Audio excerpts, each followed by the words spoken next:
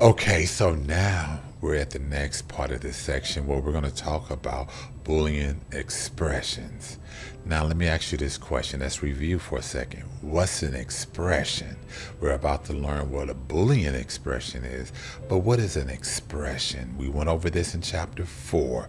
What is an expression? I want you to remember that. I want you to remember these little small nuances that's going to really help you move forward.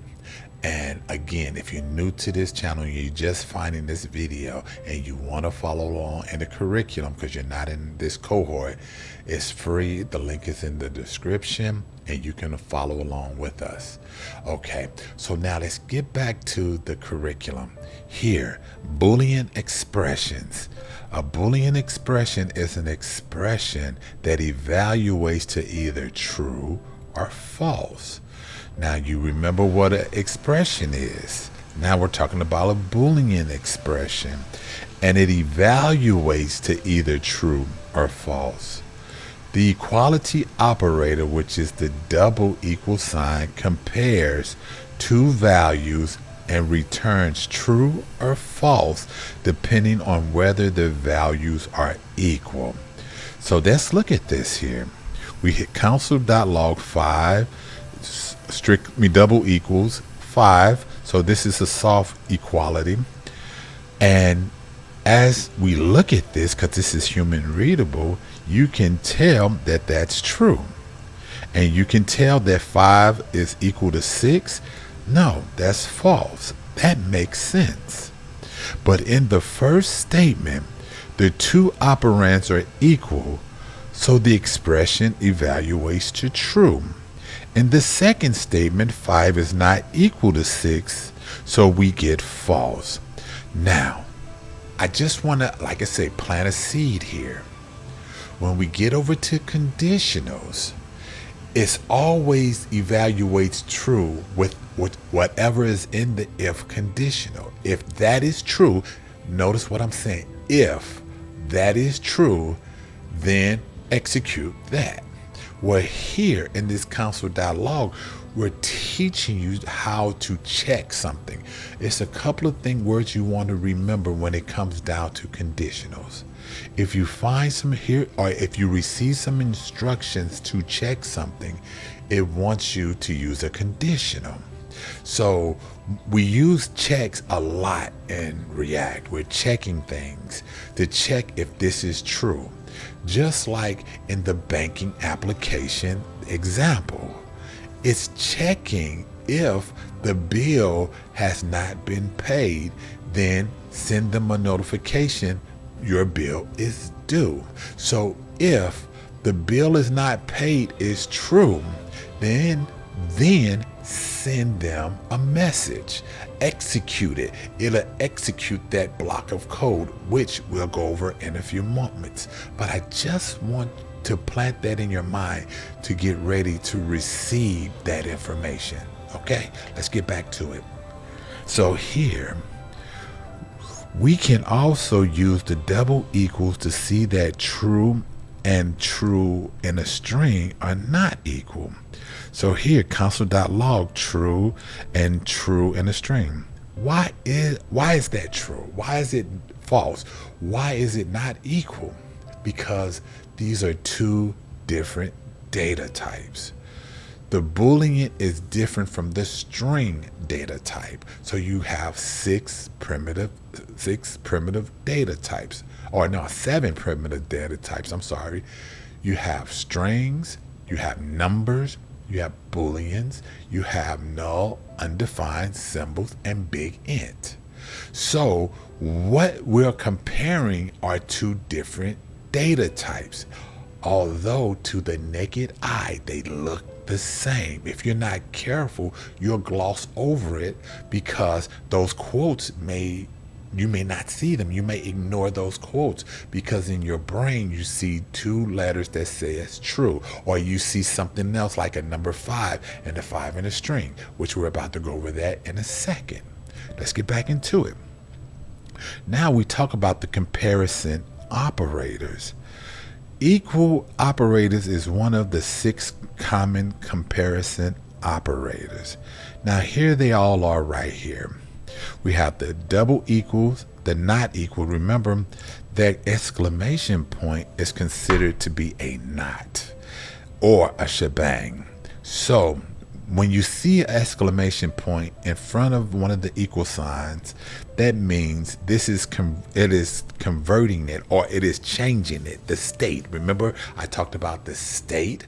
It changes the state of something. So if I say that the bill is true, let's say we create a variable that says paid bill, and we set it to a Boolean of true on the outside or at the global level. And we'll talk about scope in a little while. But then when I go and write my condition, I'm going to say if, with the exclamation point, whatever that variable name is. So if that variable name that's holding that Boolean, which is true, remember a variable is a container, and I put a not symbol or that exclamation point in front of it, it changes that true to a false. So that's something you have to really understand. Again, the best way to understand it is by practicing, continuing to do it over and over again till it makes sense to you. Okay? So here's other: the greater than, the less than, the greater than equal to, and the less than equal to. And here are the descriptions for each one of them. I highly suggest that you kind of go over this so you can make sure you get a better understanding. Now, what I want to do real quick is that now I'm going to move it down. We're going to read a little bit more. It says, although these operations are probably familiar, the JavaScript symbols are different from the mathematical symbols. A common error is to use a single equal sign, which I told you earlier. It's not an equal sign to you right now. It is an assignment operator. Instead of the double equal sign, remember that a single equal sign is an assignment operator and a double equal is a comparison operator. Know these terminologies. Know the difference between the operators. Also note that an equal sign and the less than sign like this and like this are not recognized operators. They're not operators. But this right here is considered what we call a fat arrow. And we're going to use that in functions a lot, and we'll explain later. But just know the difference. Know this terminology.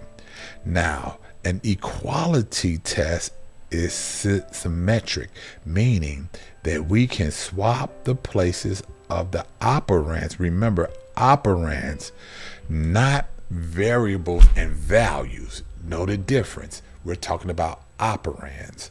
Operands are what? Do you remember what an operand is? An operator and operand. We talked about it in chapter 4. The difference between the two. You need to understand what those are. Understand what an operand is so you can understand what an expression is. Okay? And the result is the same for a variable a. If a is equal to 7, because now understand this a is now an operand. This variable is an operand the way that we're using it.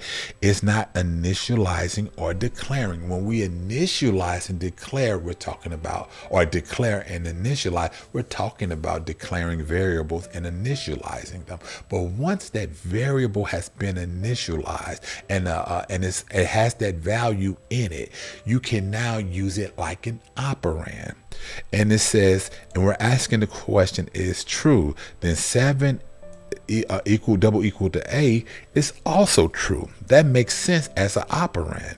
However, an assignment statement is not symmetric. A assigned, or 7 assigned to a pointing to 7 is legal, while 7 pointing to a is not legal. So understand those differences. Now, if you explore the equality operator in more depth, you will find some surprising examples. The following comparisons return true. Now, we're going to go over that in a second. And how we're going to do that, we're going to use type of to compare these. This is why I wanted you to look at that truthy table. Understand everything is true except unless you make it false, and we gave you what false is. Know what those are, so that when you come across them, your mind instinctively will react, okay, this is falsy.